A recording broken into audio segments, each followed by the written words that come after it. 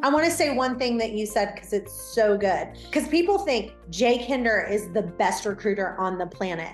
And you just said, on average, you're only attracting 2 or 3 people a month. And if you were hired as a national recruiter, you'd probably be fired. The fact that we have opened up the first 3 levels, you don't have to be the most amazing recruiter in the world.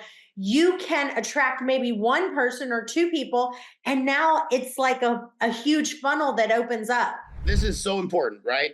So 1% of the agents that I get paid on are people that I've recruited.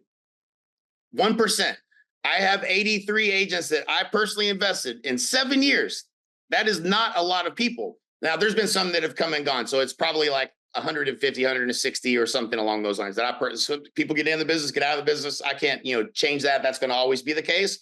But there's currently 83 because there's 4 husband-wife teams or whatever. But it's 79, individual agents that I currently have. Those agents recruited 390 agents. Now, I would like to think that I had something to do with that and that I helped or I jumped on a call, but not for all of them probably. And then those people went out and they invited and brought 740 agents, and then 1,058, and then 1,282. Now, all of this right here, I had probably little or nothing to do with, if I'm being completely honest. I would like to say that we built this community, we did all these things, we had all this value, and that's led to us recruiting a lot of people, and it probably has helped, no doubt about it. But I didn't actually have to get on a call. I didn't have to actually do anything. These people joined because someone else invited them, okay? So, and this is something we talked about too. The reason this model is significantly bigger in terms of opportunity, if you look at over 55% of my revenue is coming from level 6 and 7.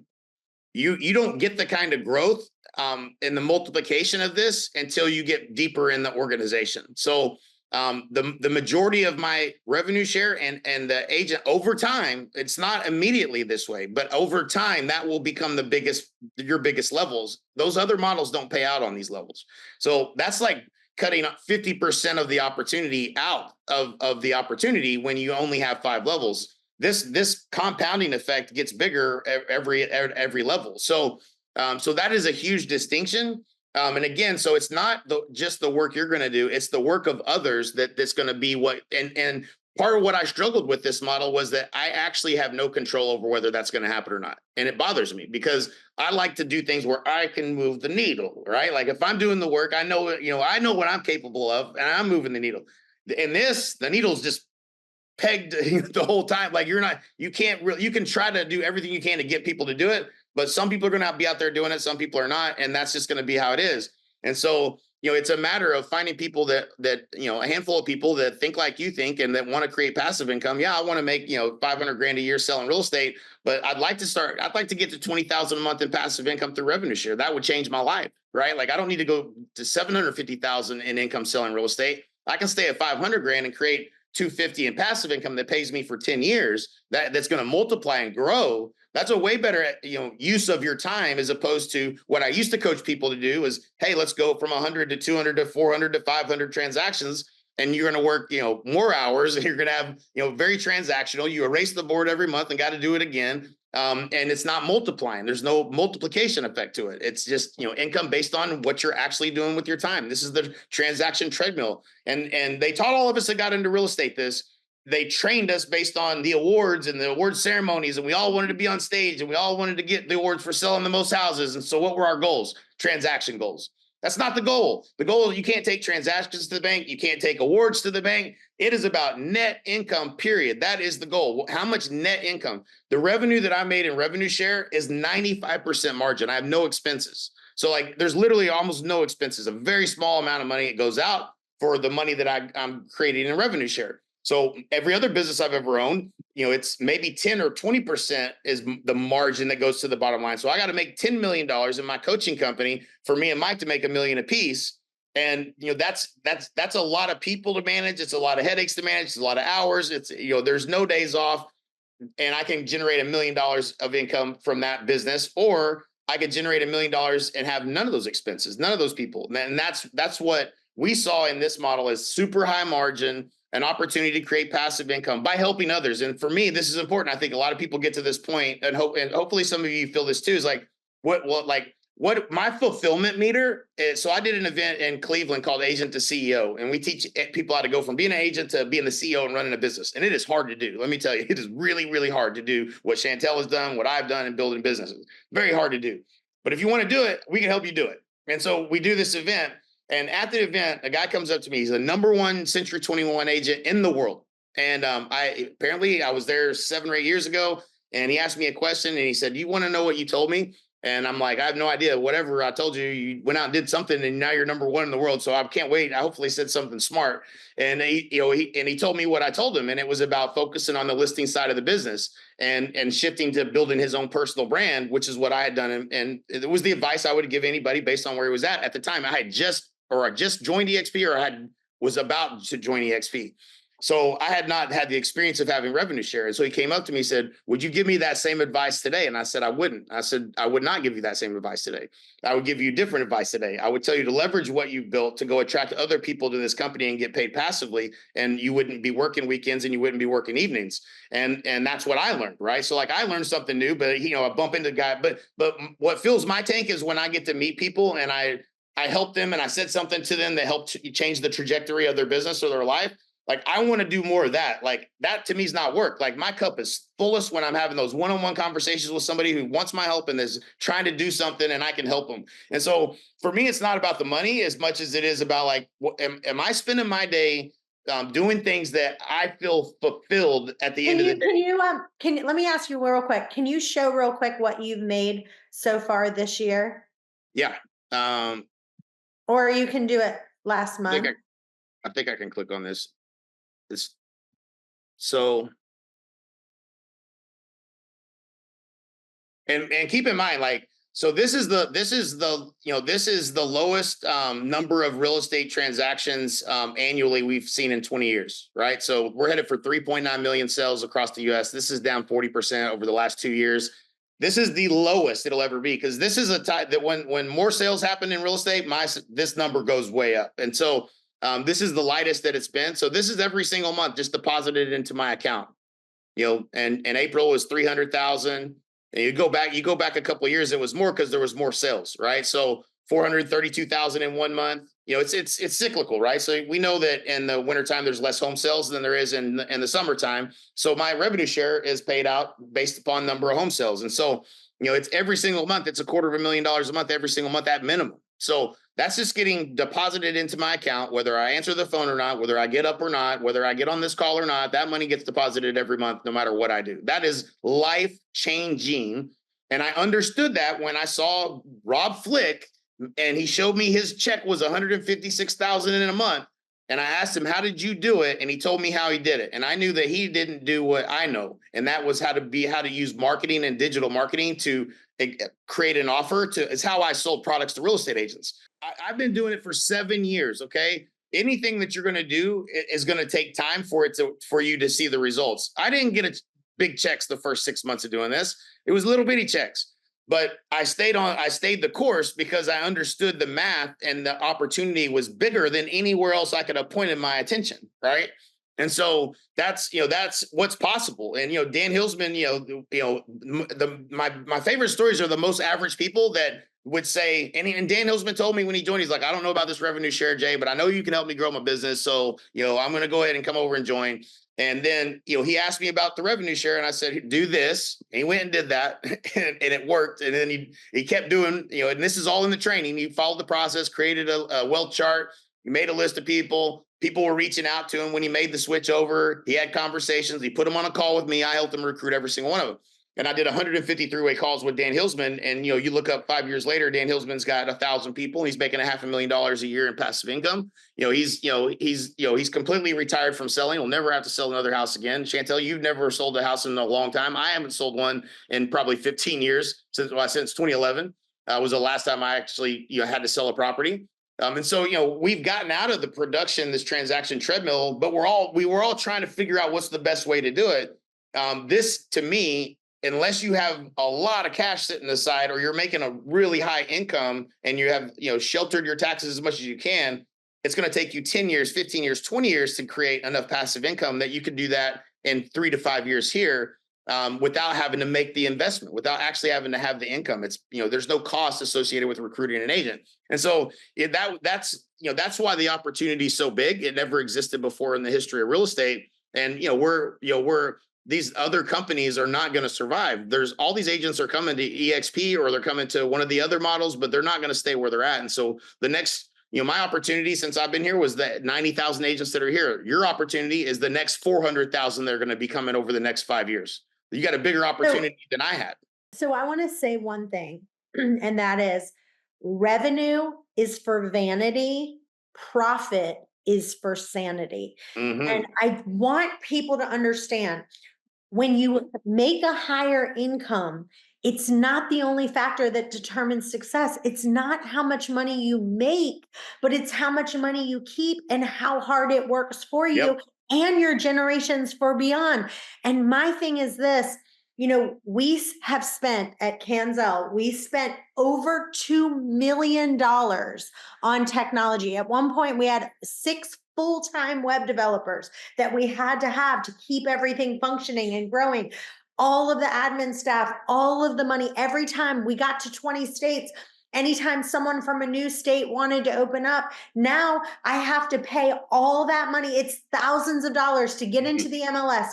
So it's like, again, I finally had to make the decision that I go, okay, here's the thing. Revenue is for vanity. Profit is for sanity. And as we grew bigger and bigger and bigger, the profit was not increasing. The profit was going down.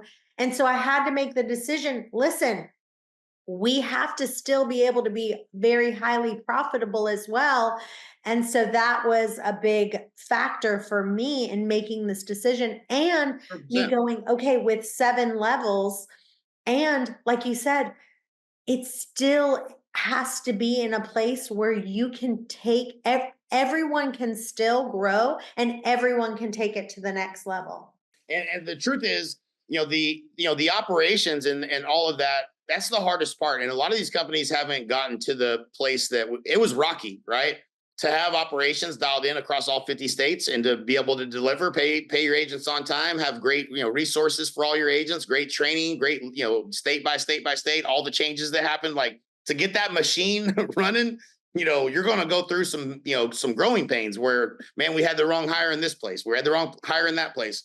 And so like this platform of EXP, it's already vetted. It's already in place. The team's already in place. Great people around. Now you can just go do what you love. Go focus on not having to, you don't have to worry about the operations side of this. That's in place. You're on a platform where the opportunity is now you can go sell more real estate. You can go recruit agents and get paid. And you don't have, you don't have to go build it yourself. Right. And so, it's leveraging this model that, and that's, for me, it was like my ego. The only reason I wouldn't have joined EXP would have been my ego. And I would have been, well, I can go build that. And that's what I would have tried to do. But then I said, well, do I want 2,000 employees and do I want to manage that every day? Is that where my fulfillment comes from? No, it isn't.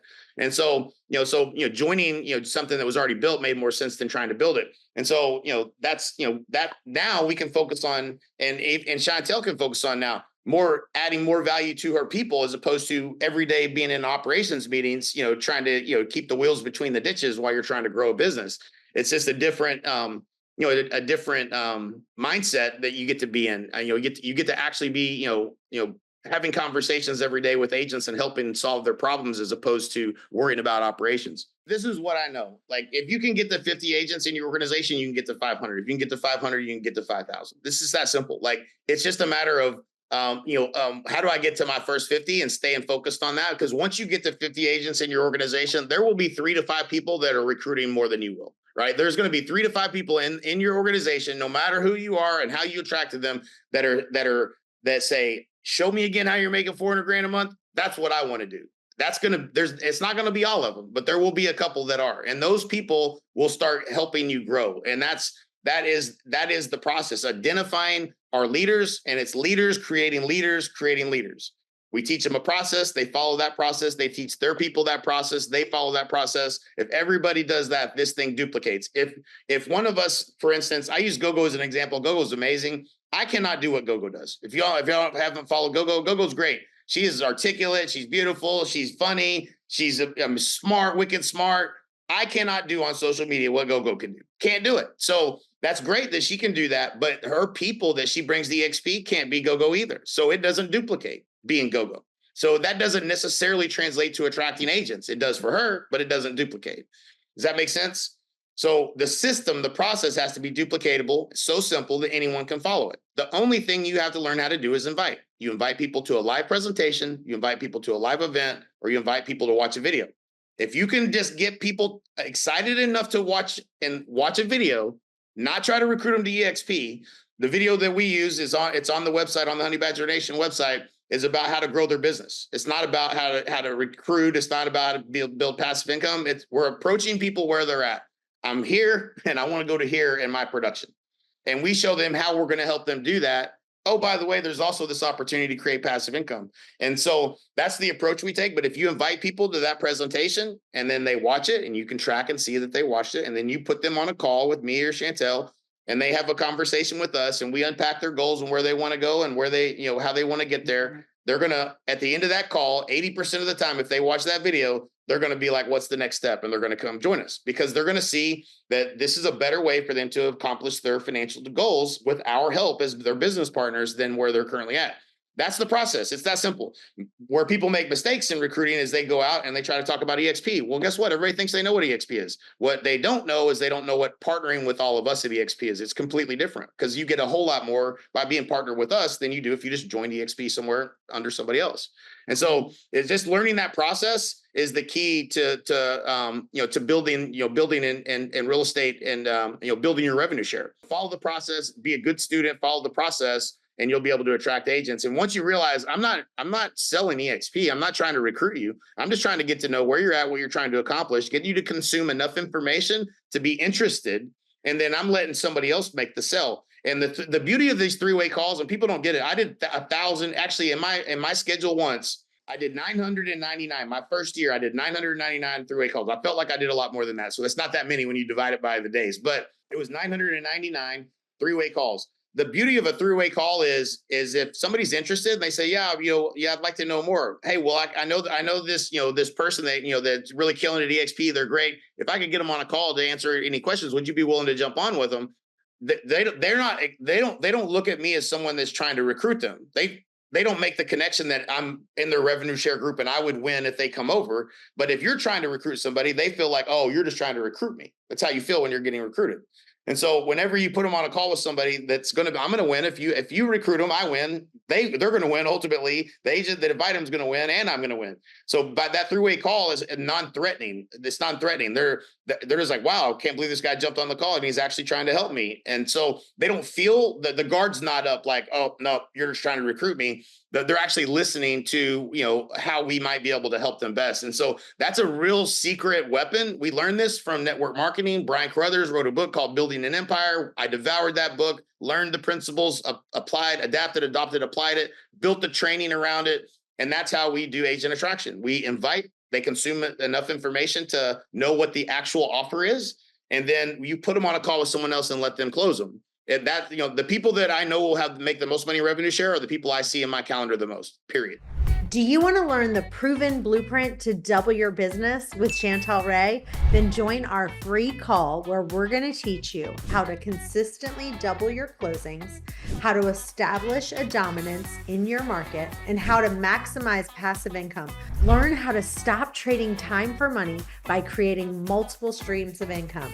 Don't wait for your next client to come to you. We'll give you a funnel that brings them to you. Visit chantelray.com/double to learn more how you can get your free funnel. We're going to have live calls where you can just invite people to the live call. We're going to and they're going to be called Double Your Business. That's it. That's going to be the name of the thing. Hey, I have a live call that we're doing with Chantel and Jay that's called How to Double Your Business. Will you be able to come on that call? And guess what?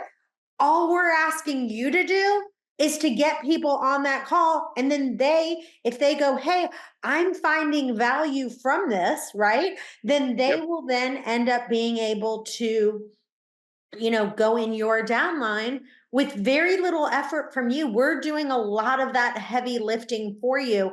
In addition, right now, we've bought a bunch of tickets to EXPCon. So you can go to the live event at EXPCon that's coming up.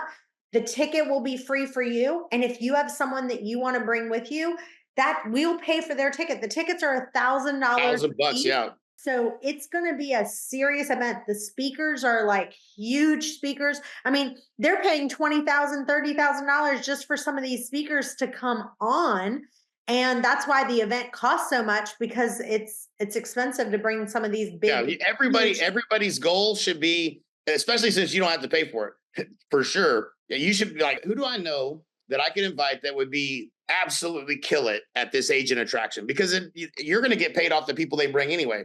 So you look for who that best person is, invite that person. Every one of you should have one or two people that you're inviting and taking advantage. Those tickets should be gone tomorrow. Like, y'all should be working on getting who is the person that I would invite, that, because if they get there and they spend 3 days, I learned this from Dan Kennedy, and Dan Kennedy's like selling stuff from the room, information marketer. He's one of the greatest marketers of all time. And it's time spent with you equals money spent with you. So when you're doing these big events and you're selling product, the more time people spend with you, the more likely they are to spend their money with you. And it's the same thing when you get somebody to the live event. They're going to bump into people and they're going to have conversations, and it's all going to be positive, and it's just going to move the needle faster for them to make the decision. They're not going to leave there going, I don't want to join that. They're going to be like, man, that felt different. Like, I got a ton of value out of that. Every person I talk to loves it. Like, it does all the selling for you. And so, I highly, highly, highly recommend. The best people I ever recruited at EXP all came to a live event. And one of them was Vincent Koo. And he had a brokerage. He had 3 exit realty brokerages. He came to an event, didn't know really anybody there. One of my guys invited him to it, and he was sitting next to Rob Flick, doesn't know who Rob Flick is. And he's like, hey, how's this revenue share thing working for you? And Rob was making at the time $500,000 or $600,000 a month, that was just by happenstance, by him asking a question. And he's like, you got to be kidding me, right? Like, and so when they bump into all these success stories of people that are having success, whether it's on production or revenue share, you can't leave there and ignore like what you saw. You just can't. So it is the thing that moves the needle the most. And if you want to get a jump start on revenue share, the more people you can get to EXPCon, the better. And I highly recommend making sure, you introduce them to people like me and anybody else that's in our org that y'all know, and let us have conversations with them and help you get those people. Because the truth is, all we really want to do is help people. Like, genuinely, the spirit of every human being that I'm in alignment with at EXP, we actually care and we actually want to help people, right? I actually believe you're better off coming here and letting us try to help you than going anywhere else financially. And I want you to kind of say, like, there's other companies out there that maybe that someone could join, and explain, some people would say, oh, well, they're, newer and people are excited about it and this and that. Yeah. Why would someone not want to join them? There's a couple things. I think there's always going to be a number one and a number two. We can think about all the major brands in every category that there is. There's always a number one, and there's always usually a distant number two, but there's always a number one and number two. There's rarely a number 3 and 4 and 5. So these startups, Epic, LPT, they're all struggling. They're all struggling to be cash flow positive because their models are actually way, way less profitable as it is.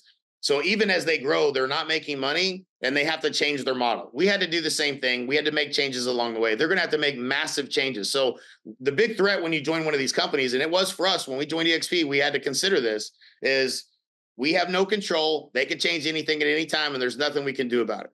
And so that's the reality is that those models are all going to have to change because they are not profitable and they cannot possibly be profitable on the current model that they're selling people on. So, you're either going to be grandfathered into whatever they offered you, which means everybody else that you're bringing on is now getting sold on something that you get that they don't, which is not a good place to be.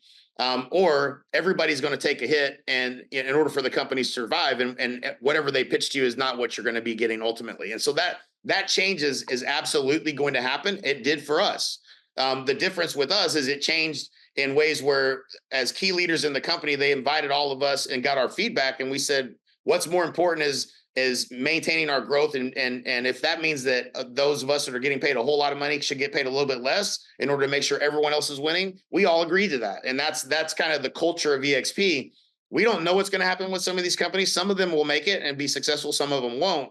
But the real truth is, like, do they have the people there that can help you with growing your business, or are they selling you on a pipe dream? If they're selling you on the stock and you're going to get rich on the stock, it's a red flag for me, because the stock is not, there's no prediction of and that's what Real is doing. That they're selling on a pipe dream. We were the first cloud-based company. We wanted to be valued on NASDAQ as a technology company, and we are not. We are valued as a real estate company, just as Real is, and they always will be. Fintech is not going to change the valuation of the economics of that business model. The way they get paid is through real estate sales, period.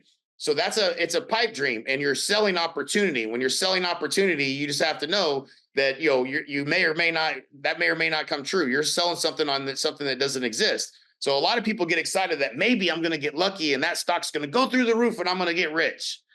That's not a good decision. In my opinion, that's it's not a good way to sell. You want to join somewhere where you feel that there's an actionable plan for me to go from my A to my B, and I know how I'm going to get there and who are the people that's going to help me do that. That's what you're looking for. And so, if you're getting sold on hype, which is what a lot of these models are doing, is we're the next DXP. Okay. Maybe not. That's to be determined. That's the thing that I would be careful about, because nailing operations at scale, really hard to do. Like really, really hard to do. Lots of things have to go right. You got to make the right hires. And if you ain't making any money while you're doing it, you're burning cash, and your investors are going to start telling you what decisions to make, which is going to be Real's case. They're not going to be in control of that company. The board is going to make decisions that's not in alignment with agents, because they don't have control of the company. The investors do. The investors want to return. Y'all aren't making money. What are you going to do to make money? Oh, what is Compass? Listen to Compass's earnings calls.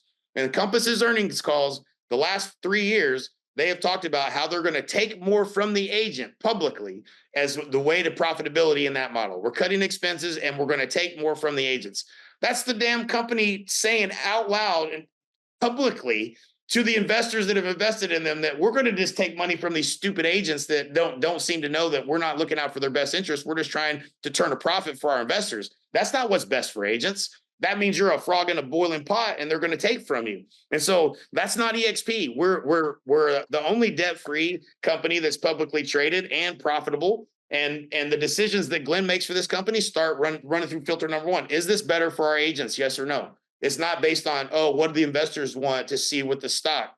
That's just a dangerous place to be in, because you just don't know what it's going to be and if they're going to survive. So that's my 2 cents on that. And I think the first 3 levels opening up, when you showed how much money you were making from all of your levels, but also having level 1, 2, and 3 open up right away, I don't think people realize how huge that is. It's such a huge piece. Yep. And not only that, having level 6 and 7 and you showing how much money you made on level 6 and 7 is absolutely huge. Well, yep. We are out of time. We are going to do some more live calls, and I want to really remind you how all you have to do right now is to be able to invite people. We're going to be doing another call called How to Double Your Business. All we're asking you to do is to invite people to that call, and we will help do some of the heavy lifting for you. So think of it this way, guys. Like we all know in real estate, like it's the amount of conversations a day we have with buyers or sellers. It's going to determine how many appointments we set. That's going to determine how many deals we get under contract. It's going to lead to the lagging indicator of our income. It's the same thing with recruiting. It's how many people did you invite today? How many conversations did you have where you invited somebody to, and start tracking that metric as it relates to these live calls. And that's going to be the determining factor of whether you generate revenue share. And it's fundamentally just a leading indicator of success. Invites is going to be the first thing. If you're not inviting, you're not going to get revenue share. If you're not having conversations, you're never going to recruit an agent. So make that part. It's just another revenue stream you have access to. Don't change what you're doing. Keep selling. Keep doing the things related to your production side. Just add this as a new, okay, every time I talk to an agent, I'm showing a property. Every time I bump into an agent at an event, I'm going to have a conversation and I'm going to invite them to this call. It's just free. And inviting them to this event. The tickets are $1,000 a piece. We bought 25 tickets that we're wanting you to give away. 25, that's $25,000 that we have that you can get completely for free and invite people to it. Yeah, right, that's huge. So yeah, hey, it's a blessing to be on here with you guys. And I mean it when I say this, like, I'm accessible. If you guys need something, you need me for anything, don't hesitate to reach out to me. I want to see y'all win. And so I genuinely mean that. And I'm never too busy. People think I'm busy. I'm really not that busy. So I'm happy to jump on a call or answer questions or anything. Definitely go through the training that's there that I posted in the chat. I think that will help give you some clarity. And yeah, I mean, the opportunity to have your best life is right in front of you. And I would do anything I can to help make sure that happens. So one team, one dream.